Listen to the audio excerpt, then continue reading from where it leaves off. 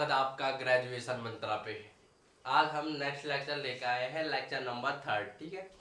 तो हमने first lecture में हमने वेक्टर के बारे में और स्केलर के बारे में सब कुछ जान लिया था, और वेक्टर प्रोडक्ट, स्केलर प्रोडक्ट, उसमें क्या क्या अलजेब्रा रहते हैं सब हमने पढ़ लिया था, ठीक है। सेकेंड लेक्चर में हमने किया कर्ल, डाइवर्जेंट एंड ग्रेडियंट, है ना। ग्रेडियंट, कर्ल एंड डाइवर्जेंट हमने अच्छे से देख लिया था। हम कैसे करके ग्रेडियंट निकाल सकते हैं, कैसे करके डाइवर्जेंट निकाल सकते हैं और कैसे करके कर्व निकाल सकते हैं।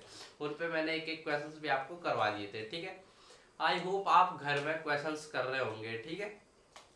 अब हम आगे बात करते हैं। जो हमारे पास नेक्स्ट टॉपिक है वो है हमारे पास इंटीग्रेशन, ठीक है। इंटीग्रेशन हमारे पास 3 टाइप के है। इंटीग्रेशन होता क्या है? वैसे इंटीग्रेशन होता है अपोजिट या अपोजिट ऑफ डिफरेंशिएशन, है ना।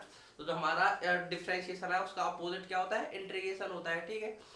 तो हमारे पास 3 टाइप के इंटीग्रेशन है वेक्टर के। फर्स्ट है लाइन इंटीग्रेशन, सेकंड है सरफेस इंटीग्रेशन एंड थर्ड है वॉल्यूम इंटीग्रेशन, ठीक है। और इन्हीं इंटीग्रेशन पे बेसिस 2 थ्योरम है हमारे पास, गॉस डाइवर्जेंट थ्योरम और स्टोक्स थ्योरम, ठीक है। उनके हमारे पास केवल स्टेटमेंट है हमारे सिलेबस में, ठीक है।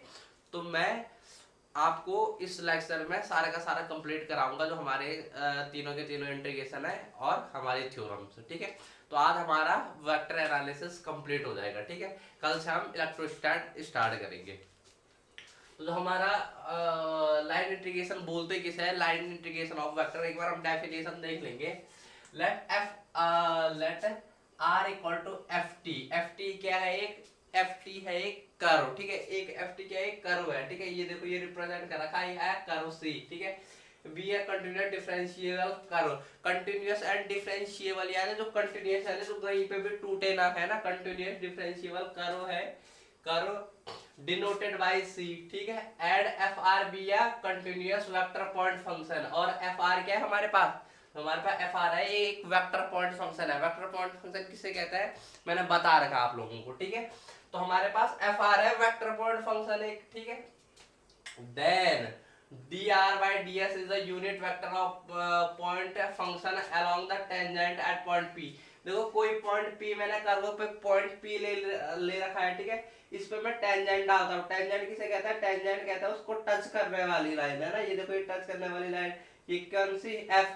तो ये हमारे पास क्या है? ds by dt, ठीक है। ds by dt लिखो यहाँ पे, यहाँ पे देखो ds by dt, ds by dt, ds by dr, है ना। dr by ds, sorry, dr by ds। तो ये हमारे पास टेंजेंट के अलाउंड क्या है? एक यूनिट वेक्टर है, ठीक है। यूनिट वेक्टर किसे कहता है? यूनिट वेक्टर कहता है जो उसकी डायरेक्शन को शो करता है, ठीक है। ये dr by ds एक यूनिट वेक्टर ले लिया हमने, ठीक है। टेंजेंट के along the tangent at the point p, the component of vector function f along this tangent is f dot ds। तो देखो f ये फंक्शन है, तो इस टेंजेंट के अलोंग फंक्शन क्या हो जाएगा? f dot dr by ds। ऐसा क्यों? ऐसा इसलिए क्योंकि कंपोनेंट मैग्नीट्यूड डॉट उसका जो हमारे पास उसका वो होगा क्या? डायरेक्शन होगी। तो डायरेक्शन कौन देगा? यूनिट वेक्टर देगा।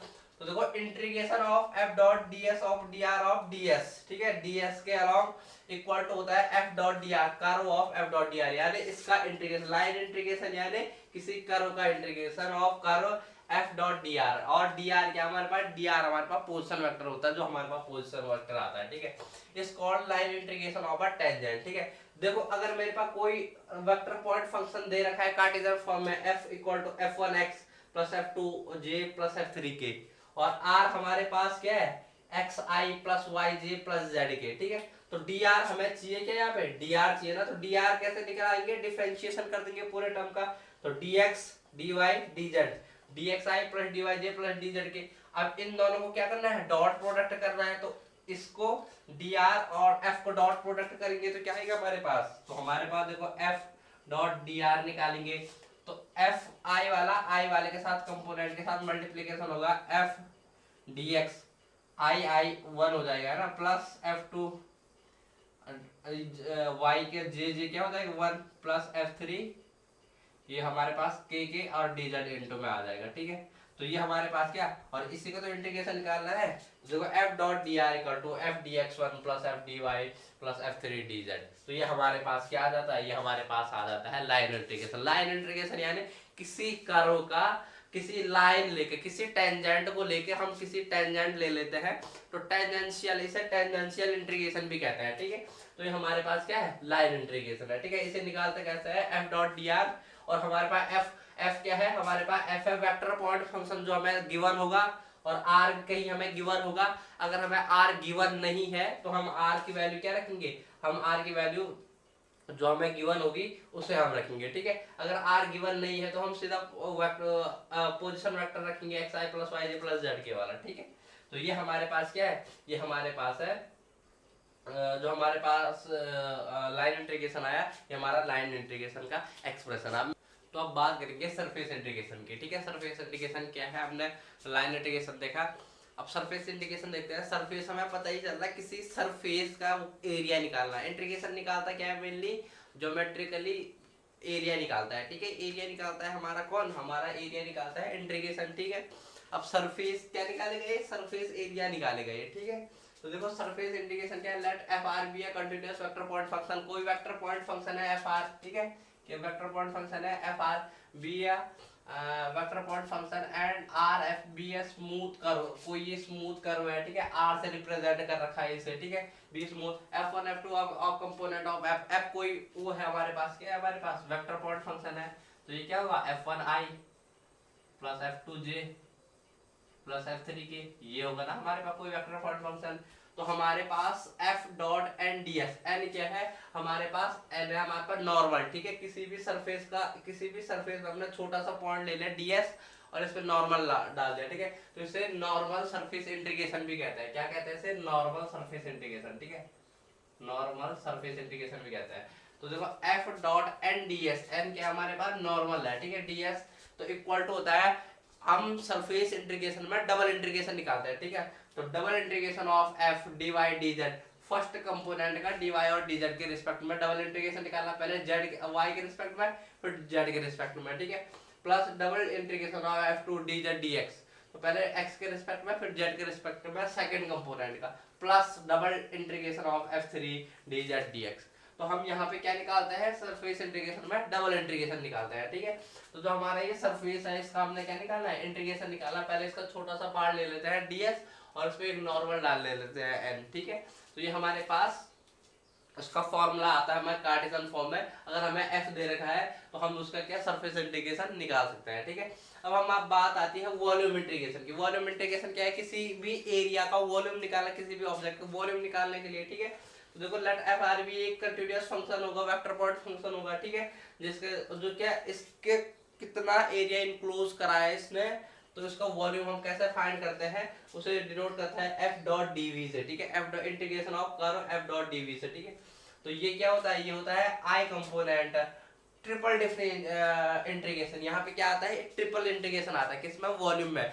हमारे पास जो हमारे पास लाइन इंटीग्रेशन में था उसमें सिंगल इंटीग्रेशन, सरफेस इंटीग्रेशन में डबल इंटीग्रेशन और वॉल्यूम इंटीग्रेशन में ट्रिपल इंटीग्रेशन निकालते हैं, ठीक है। तो triple integration of F one dx dy, first जो हमारे पास आई कंपोनेंट है उसका एक्स वाई जेड के रिस्पेक्ट में डिफरेंशिएशन इंटीग्रेशन, प्लस जे का जे कंपोनेंट में f2 का एक्स वाई जेड तीनों में इंटीग्रेशन निकालेंगे, और इसका भी तीनों में x के रिस्पेक्ट में, y के रिस्पेक्ट में और z के रिस्पेक्ट में ट्रिपल इंटीग्रेशन निकालेंगे, ठीक है। तो ये हमारे पास फॉर्मूला किसका है, वॉल्यूम इंटीग्रेशन का, ठीक है। तो इस पे हमारे पास ज्यादा क्वेश्चंस आते नहीं है यूनिवर्सिटी में। जो हमारा अब ये हमारे नेक्स्ट सेमेस्टर में वेक्टर कैलकुलस आता है तो उसमें हम इसे डिटेल से पढ़ते हैं। यहाँ बस आपको जनरली पता होना चाहिए कि सरफेस इंटीग्रेशन किसे कहता है, वॉल्यूम इंटीग्रेशन किसे कहता है, ठीक है। तो यहाँ पे आपको ज्यादा डीप में पढ़ना नहीं है, बस फॉर्मूला पता होना चाहिए और कॉन्सेप्ट पता होना चाहिए कि वॉल्यूम इंटीग्रेशन में निकालते हैं क्या क्या होता है वॉल्यूम इंटीग्रेशन, सरफेस इंटीग्रेशन, ठीक है। अब हम हमारे पास जो थ्योरम है गॉस डाइवर्जेंस थ्योरम और स्टोक्स थ्योरम, उनका केवल हमारे पास स्टेटमेंट है, उनको स्टेटमेंट में मैं प्रूव करा दे रहा हूँ, ठीक है। तो हमारे पास जो थ्योरम है वो भी इन्हीं से रिलेटेड है, ठीक है। ये तीन इंटीग्रेशन है वो भी इनसे रिलेटेड है, ठीक है। अब बात करते हैं गॉस डाइवर्जेंट थ्योरम की, ठीक है। गॉस डाइवर्जेंट थ्योरम क्या है वो हम देखेंगे। बहुत इजी थ्योरम्स है, केवल इंटीग्रेशन पे बेसिस है, line integration, volume integration and surface integration पे बेसिस है, ठीक है। तो इसका स्टेटमेंट पूछा जाता है। स्टेटमेंट क्या है, द नॉर्मल सरफेस इंटीग्रेशन, यानी surface integration of a vector किसी f का ओवर द बाउंड्री क्लोज्ड कोई क्लोज बाउंड्री है, इसमें सरफेस इंटीग्रेशन ऑफ किसी वेक्टर पॉइंट फंक्शन का is equal to the volume integration of divergent of F taken through the.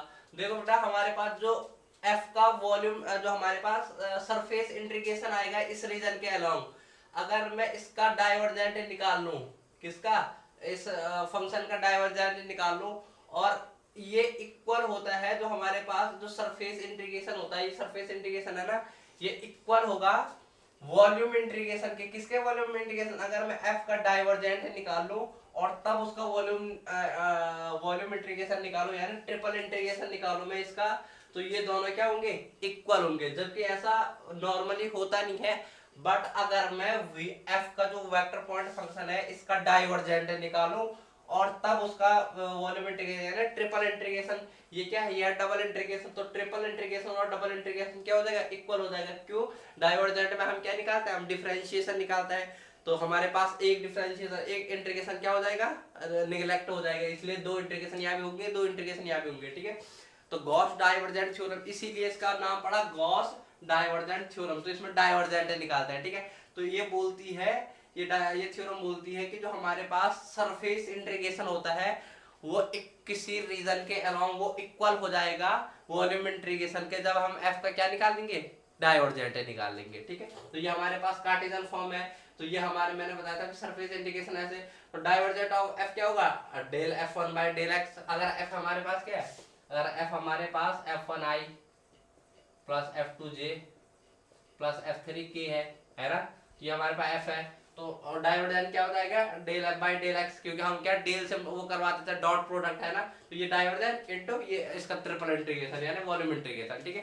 तो ये हमारे पास ऐसा करके क्या आ जाएगा, ये हमारे पास दोनों इक्वल आ जाएंगे, ठीक है। सेम ये भी है स्टोक्स थ्योरम। देखो स्टोक्स थ्योरम ज्यादा इंपॉर्टेंट है। स्टोक्स थ्योरम क्या बताती है, relation between line integration and surface integration.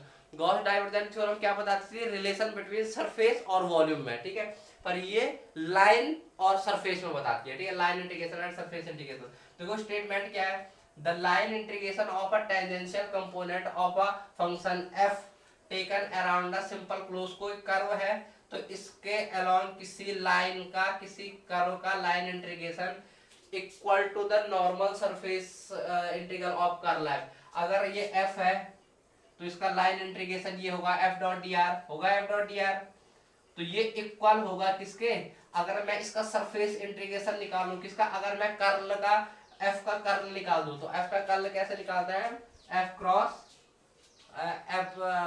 Product of del के साथ, है ना। अगर मैं ये निकाल के उसका हम क्या निकाले, अगर मैं कर्ल एफ का कर्ल निकाल के और उसका क्या निकालूं, मैं निकाल लूं उसका वॉल्यूम सरफेस इंटीग्रेशन, ठीक है। लाइन इंटीग्रेशन इक्वल हो जाएगा किसके, सरफेस इंटीग्रेशन के, ठीक है। लाइन इंटीग्रेशन किसके इक्वल हो जाएगा, सरफेस इंटीग्रेशन के।